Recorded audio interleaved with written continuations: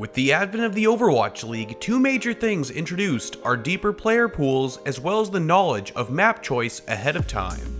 These two factors allow map-specific meta to become even more widespread, like Junkertown's Pirate Ship or Route 66 Feed the Sombra Hack the World.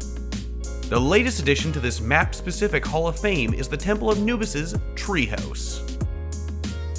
Let's start off with an explanation of how to run the treehouse comp.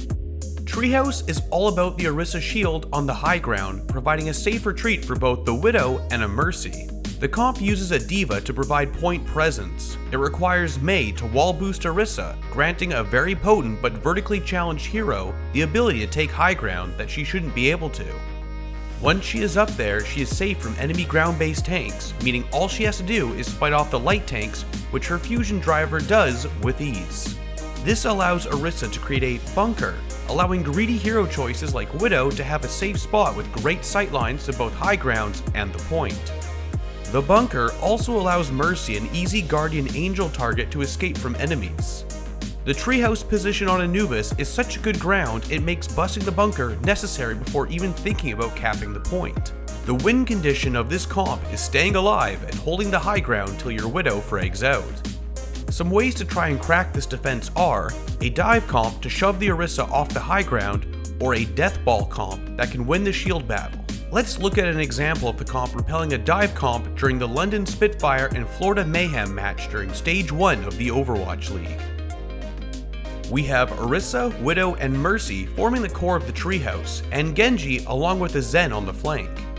As the flank comes in, Widow rotates around to get better sight lines and distance between her and the enemy. The dive from the dive tanks come in, but they are diving into an Orisa and D.Va damage boosted by a Mercy. An obscene amount of health and tank busting damage is in that treehouse, and as a result, within 8 seconds, both tanks of Mayhem are killed, ending the push. What is needed for this kind of defense is the unassailable bunker, and in this case, the dive tanks coming in were unable to crack the bunker. For the dive comp to be successful, all they need is to force Orisa off the high ground, because then on the next push, the bunker will be ruined, allowing an offensive Widowmaker to have the high ground advantage. As a comparison, this is how the treehouse works versus a deathball style comp.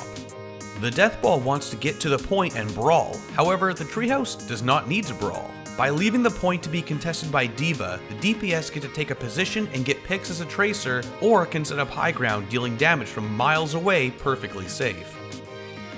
The danger of Deathball is that if the defense runs a Widow and you don't, they can take the attacker high ground for a very easy shooting gallery. In this clip of the match between the LA Gladiators and the Shanghai Dragons, we can see how the Gladiator dive tanks and Genji all impact the treehouse at the same time, taking out the Mercy right away with the force of the impact and cleaving the other three heroes with the taser. The Gladiators take out the bunker in under 10 seconds. Key mistakes by the Dragons are not utilizing tank abilities properly, keeping all the high value targets together in one spot, and having the DPS isolated away from the fight.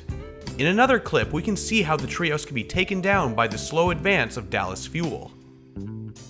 Effect draws the shield off center, then the rest of the death ball sneaks enough damage into the treehouse to get crucial picks, while staying safe behind their own shield. In this case, the error was that Fleta left the treehouse too early, allowing Dallas too much space on the flanks, lowering the shield's value. The Death Ball has become the meta on Anubis. Just like the Pirate Ship, it is a comp that gives your star DPS tons of space while forcing the enemy to fight. These comps require much lower levels of coordination to run while needing high levels of coordination to break. The Overwatch League has become the refinery of tactics, distilling the many strategies into core strategies per map, with each team racing to discover and refine the meta before the competition. Thanks for watching! If you enjoyed the video, be sure to check out our other videos. You can click on the action icon to subscribe for more content and hit the bell to stay up to date with future uploads.